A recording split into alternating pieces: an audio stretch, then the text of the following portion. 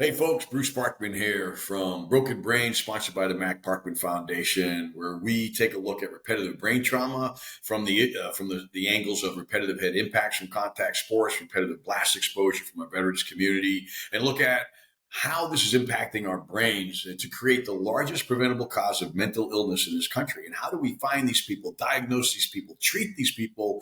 And we reach out to the research community, the scientist community, the communities of innovation out there, and patients themselves, parents, to come on and talk about this subject, how it's impacting us, and what we can do to make sports safer and how to protect our veterans. So glad to have you on the show. Before we get to our guest, just want to remind you that we are now having the first special operations tailgate at the Army Navy game on December 14th.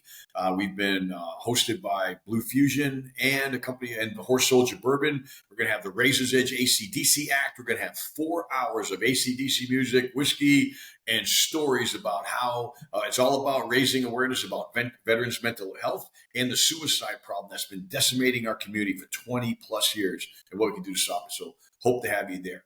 Our guest on the show today is Dr. Brody Miller from Transformations. And we're so excited to have this gentleman and what he represents, because this is exactly what this podcast is about. A little bit about Mr. Miller. He's a doctor and a leader in brain research, brain health research, and therapy. He helps people worldwide overcome brain dysfunction and unleash their cognitive potential naturally, which is huge in a world full of drugs and therapy that doesn't work. He has multiple neuroscience accreditations from highly respected universities, institutions, and he's a living testimony to his work because he himself has struggled with mental illness as a result of brain damage and has powered through himself. Dr. Miller, I cannot thank you enough for coming on this show. Welcome to the show, sir. Thank you so much for having me, Bruce. It's an honor to be here to be able to talk about this subject and help people as much as I can. Absolutely. So how did you get involved, Dr. Miller? I mean, you have a background in neuroscience, you have degrees, but what got you to dealing with brain dysregulation, brain dysfunction, and mental health? Well, I'll take you back 11 years ago. I'm from Asheville, North Carolina originally. And 11 years ago, I was really into some bad stuff. So I played football in high school. I had a few concussions, nothing too serious, honestly. But in my 20s, like a lot of young men, I was very impulsive and I was making bad decisions. And right now I think of it because of the lack of development of the frontal lobe and the prefrontal cortex. Yes, sir. However, I was outside of a nightclub 11 years ago to this 11 and a half years ago now. I decided it was a good idea to fight a bouncer who was about 3 times my size. And I ended up getting into an altercation with him outside of the nightclub in the middle of the street, and he knocked me out good. He knocked me out cold. And unfortunately, it was caught on local news TV stations. It went viral. Virality was not a thing back then, but there were cell phones and people recorded it. And so to add insult to the injury, it was broadcasted. Over 100,000 people saw it, local news TV station. And I really hit a dark place, very dark brain fog, depression, suicidal ideation. And then I ended up having a brain bleed in my left frontal lobe. And I ended up having surgery where they removed neurosurgery, where they removed that. They cut me open in my brain. But I continued to have, long story short, I continued to have symptoms, really bad symptoms, grand mal seizures. I would have concussions even after the surgery because I would faint and hit my head. But long story short, I found the idea of neuroplasticity about 8 years ago. That the idea that the brain can change, heal, and adapt in response to what we do and all of our actions, our emotions, our thoughts, our habits. And that gave me hope because before then I had none. And slowly but surely I rebuild my brain, and I'm still doing it on a day-to-day basis, believe me, but that gave me hope, and it catapulted me to get back into college, where in the past I was a college dropout. It got me back into college, and my reading speed went from 200 words per minute to 615 words per minute by understanding how the brain processes information. And that really catapulted me to where I am today in this moment. Wow, amazing story, sir. And so you had, obviously some form of repetitive trauma to your health, but how did you, boost your neuroplasticity? Did you use any of the electronic modalities that are out there, brain supplementation, psychedelics? I mean, how did you get back? Because a lot of people that are looking at our podcast now, they have brain damage. They played contact sports. They might have had a abusive childhood, right, or been an abusive partnership, all which result in brain damage. So the interest in healing brains is really really high. So how did you figure this out? What did you do?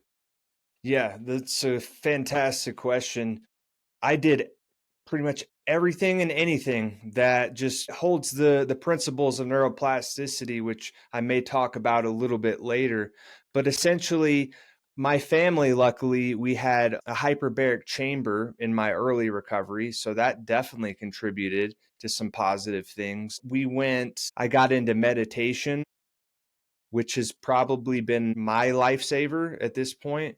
I got into exercise diligently every day to boost blood flow, breathing exercises. I got into all, you name it, hypnosis, anything I could do that can change the brain in a positive way.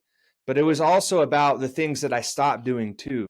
So it's not just about what you do, it's about what you no longer do. So eliminating the alcohol, eliminating drugs, eliminate cigarettes, eliminating bad thoughts and bad behaviors, whatever that may look like for you. Changing that is basically what I did. Reading, you name it. And No all that affect psychedelics on my end, but I did Okay. have like a psychedelic like experience from a deep meditation that I got into. And that is not uncommon with people that can get into deep meditation or breath work.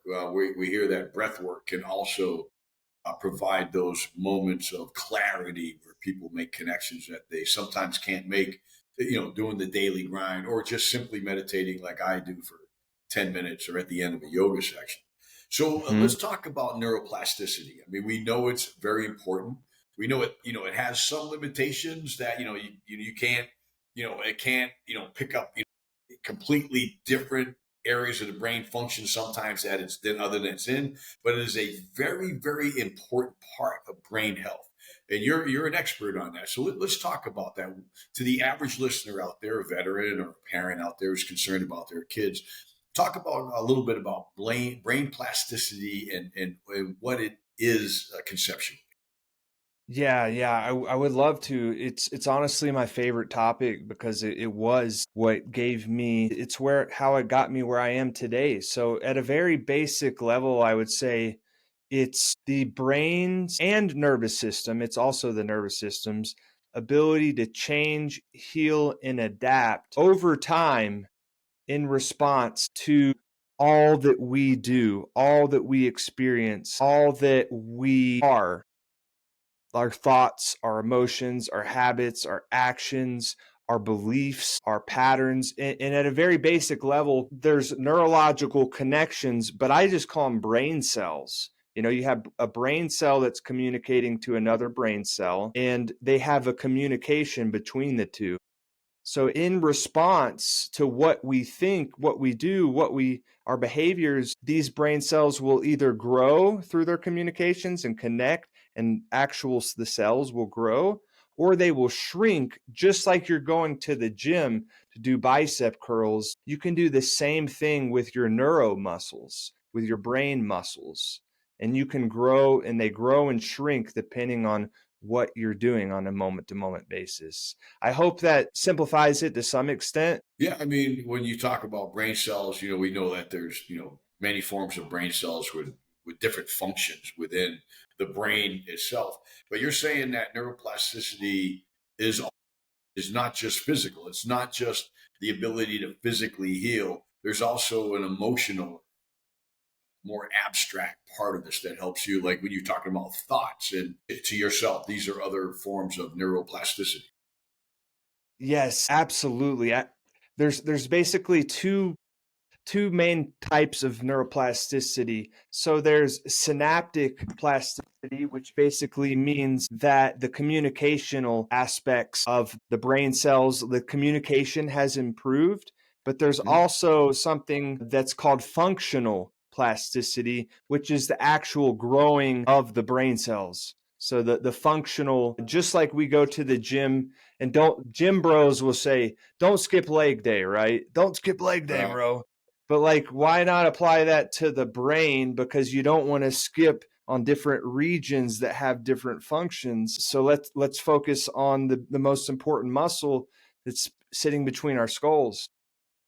And challenging the brain is absolutely, highly recommended for older folks trying to avoid dementia and stuff like that. But when it comes to a brain injury, what do you recommend? How do we challenge that brain? How do we stimulate that brain? Is it just, like doing a puzzle? Or what do you recommend to the average, person out there that they can do to challenge their brain? Because this impacts not just people with damaged brains, right? We're all getting older. We've all done things in our youth to our brain through alcohol, drug use, whatever, that probably put it in a state. My mother died from vascular dementia because she smoked her whole life, and her only exercise was getting up from bed and getting back in it. Right? I mean, she didn't do a lot for her brain.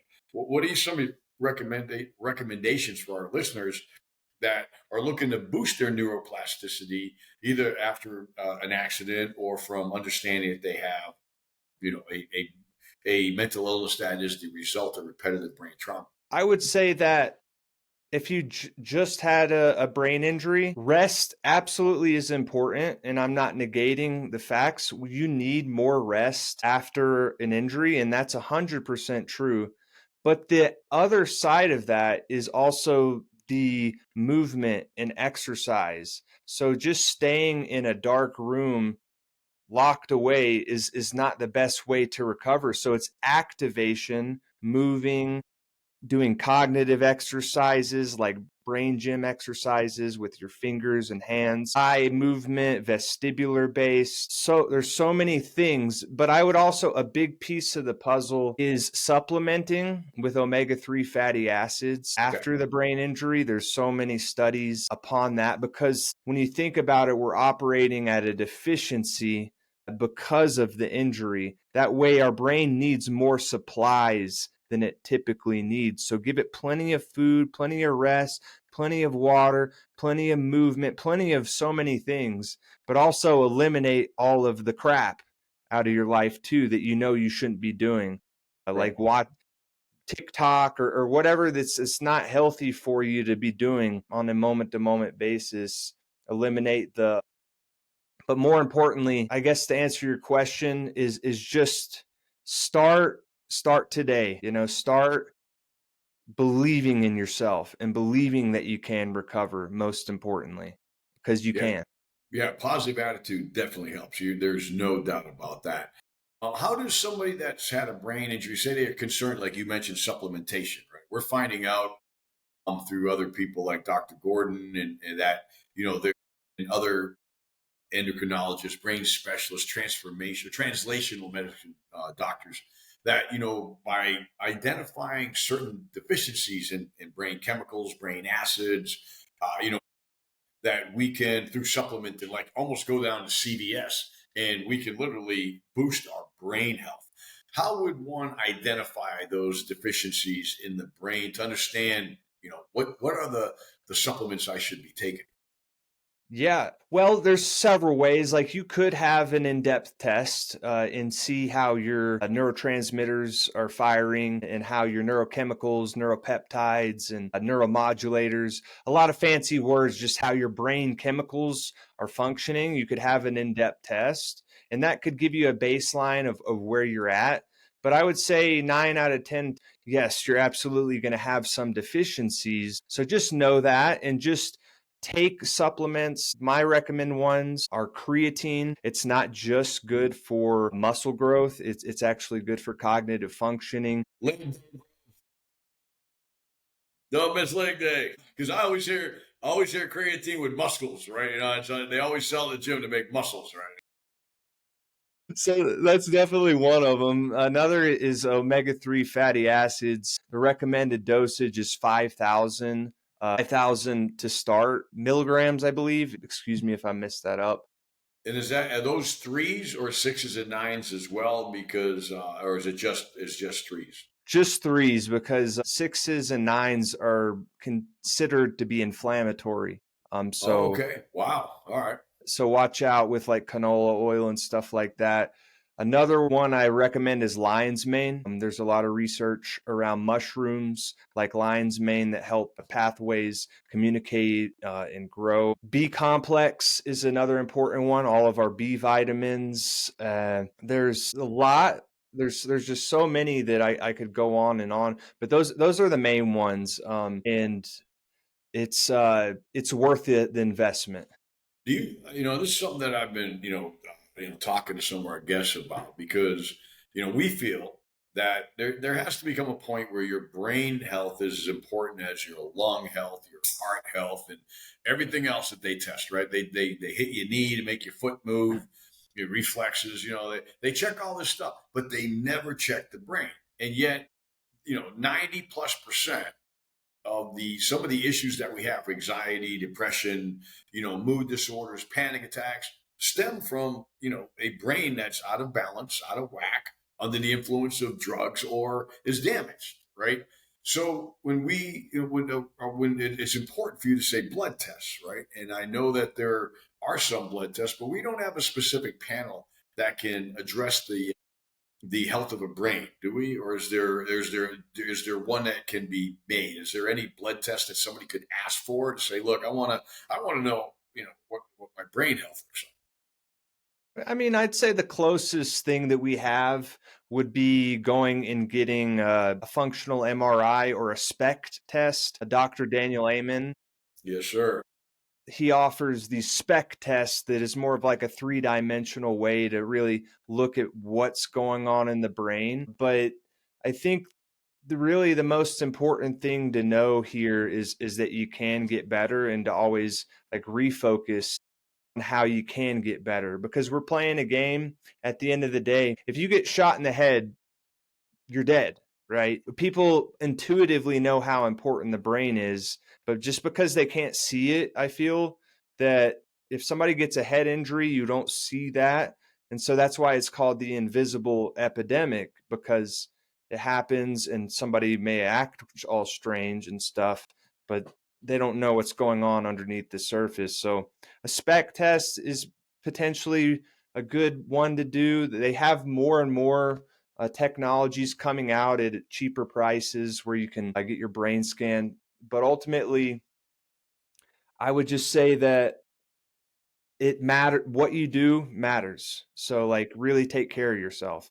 We're going to dive into some of the things you just said because that hidden epidemic is exactly what we're talking about. We talk about any brain trauma, right? We have been groomed as a society to think that sports are safe because, yeah, my kid gets tackled. I'm a semi-pro rugby guy, right? I still play. I'm 62, like an idiot, right? But I love it. But I didn't start till I was 29, and so we think that because they're tackling, they're getting landing on the wrestling match, or gymnasts with all those gyrations and the g-force of their brain moving around, that because they're okay and they're not crying or acting out, they're not angry, they're not mentally ill, that these injuries that are in fact occurring daily are okay. It's no problem. So your point that this is a hidden epidemic because we can't see the brain is point on, and is exactly why we're in the middle of this epidemic of mental illness, because we can't see the brain and these injuries do not show symptoms. So, so, your point there is very well taken. Now let's talk about some of these diagnosis tests. So when I lost my son 4 years ago, we did not even know much about subconcussive trauma. In fact, there was only 2 papers on the internet that talked about subconcussive trauma. Now we have QEEGs, functional MRIs, we have SPECT scans, and we have there's one other one out there. I can't put it on the top of my head right now, but all of these scans are available right now and can diagnose aberrations in the brain. Tell us a little bit about, you mentioned functional MRI, you mentioned a SPECT scan, Dr. Amon's work. How do we get, how does one, somebody like, that's in their 50s, they played a lot of sports, they're starting to have problems. They listen to our podcast like, oh man, I served in the military for 21 years as a master breacher. Now I'm angry all the time. This is what happened to me 2.5 years ago, right? And all this is added up. I want to get my brain checked. You can't go down to the VA or you can't walk into your doctor's offices. These people are completely untrained. We'll talk about this next in this issue of brain health. How does one, get one of these tests to evaluate their brain health? First of all, I'm sorry to hear about your son. And, at the end of the day, you have to advocate for yourself, no matter what stage of the journey that you are. And one of the ways of advocating for yourself is to reach out to doctors and tell them what's going on, see if they can manage to get it paid by insurance in some way, shape, or form. To be quite honest, I don't deal with a lot of insurance because I'm in the alternative medicine field, holistic medicine. Yes, sir. But I would recommend that you and the family and the person that suffered from the brain injury need to be the biggest advocate and do it whatever it takes to get through and tell people that, can you help me with insurance? Advocate, look up the definitions or terms, however that we can do this to get the scan. And ultimately, if you have to pay out of pocket, it's worth it because this is your brain and there's nothing more important. Truer words have not been spoken on this show, sir. This is really, really cool. So let's talk about your transformational, your medicine approach. What you mentioned that you personally have done meditation and supplemented, improved your supplementation. You got rid of bad thoughts, got rid of bad activities. You know, I see the book behind your head brain rescue. Tell us a little bit about your approach to healing the brain. Is there a process? Is there, certain things that people can do in a sequence that you recommend? Well, what is your approach to, neural transformation and improving the brain health of anyone? Sure. And thanks for asking. So, really, my approach is combining the best of both worlds, both Eastern medicine with its wide variety of looking at the human body, Chinese medicine, Ayurvedic medicine, all of that, but combining that with Western medicine, with the science and with the logic and the analytic metrics, health metrics to get the best results. So in my new book that's coming out hopefully early next year, we had to postpone it a little bit.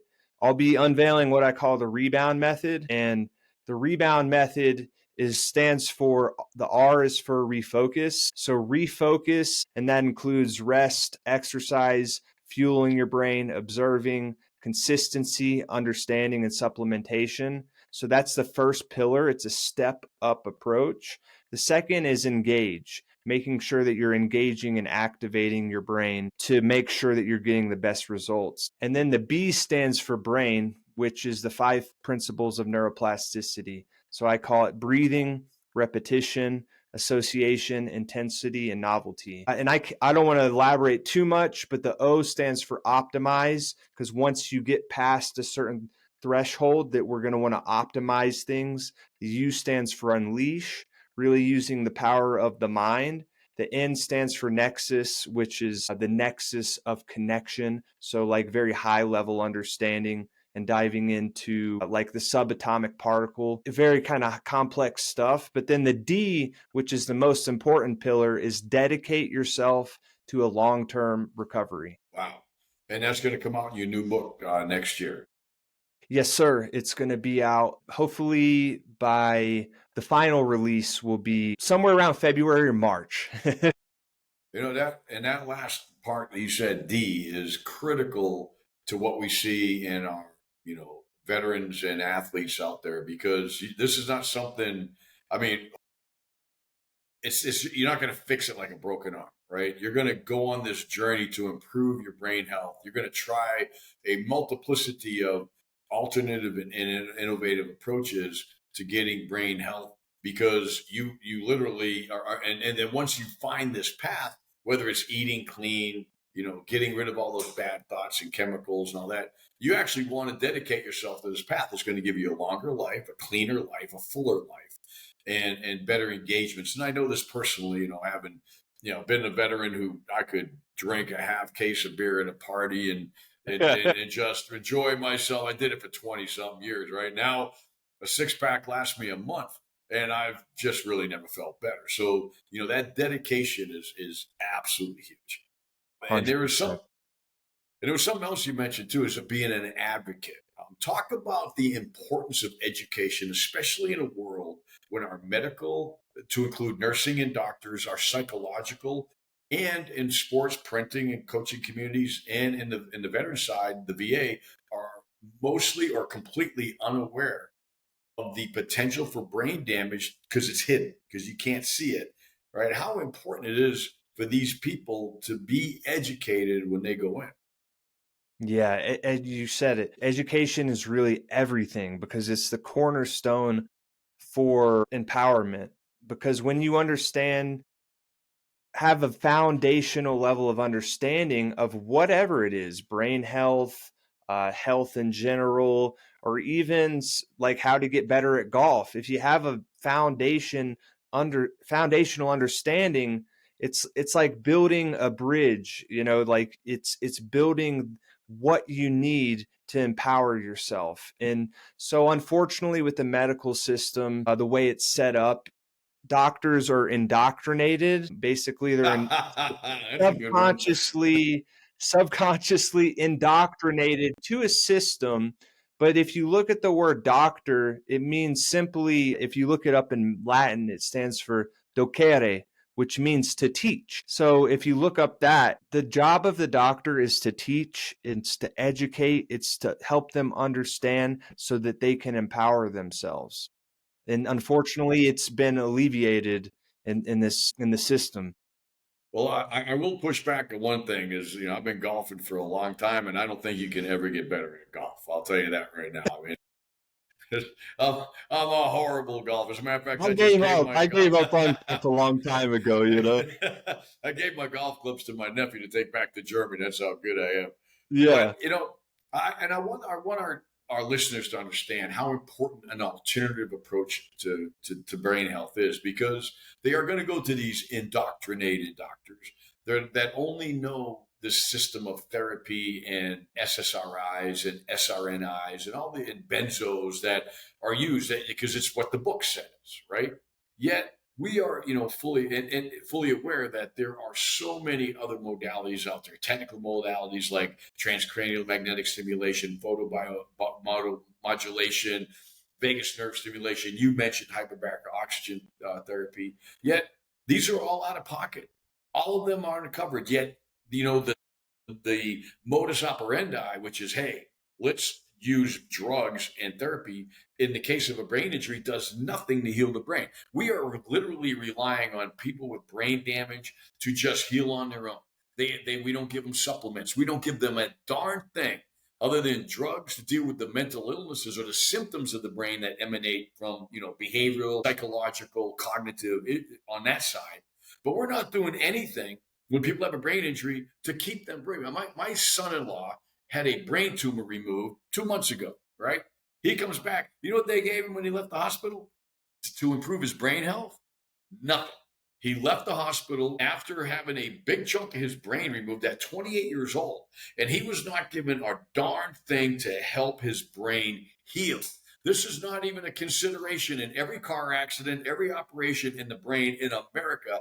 Nobody is getting you know, post-operative supplementation, post-operative care. Even our veterans, right? It's like, all right, hey, you're stable, you're alive, go home. But not a darn thing this. And that's why alternatives come in, because these FDA approved scientific evidence based modalities just aren't working. What are your comments to that, sir?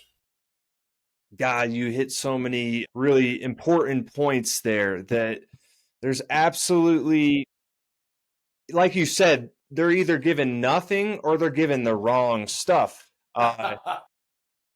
Which is even worse when you think about it. They're given like Ambien to sleep, given benzos or painkillers or I'm working on my electricity here, so it's not you. Go for it. No, all good. And my friend Kevin Ballister, who wrote the book How to Feed a Brain, he's exposed how hospitals give corn syrup to people that are in comas, which that's the most one of the most inflammatory things that you can do What? for the brain. Yeah, people that are in comas are fed corn syrup or even worse things like here I'm going to feed your brain corn syrup and expect it to get better. So That like is crazy. Sorry, man. I just yeah, it's absolutely excuse my language but fucking bonkers. I have to agree, man. Yeah. That is insane. I cannot even imagine. I mean, right now the quality of brain post operative brain care in this country is crazy. And to your point, besides charging $100 for an aspirin, right? We're going to give somebody food syrup and impact the health of the brain negatively after an operation. Doc, I'll tell you, man, we have so far to go on this issue. So far to go. And that's the purpose of this podcast. So as we close out, tell us about yourself. How do people find you? Websites. Obviously, you have a book that's been published behind you. Tell us a little bit about yourself and what you have coming up so our guests can track on you and get to know you better. Sure. And thanks again, Bruce. I really appreciate the mission. I actually am writing a section in the book. It's called A Doctor with a Broken Brain because they told me, like with the Broken Brains podcast, that I had a broken brain and that I was going to have to learn to live with it. So that's the irony of it.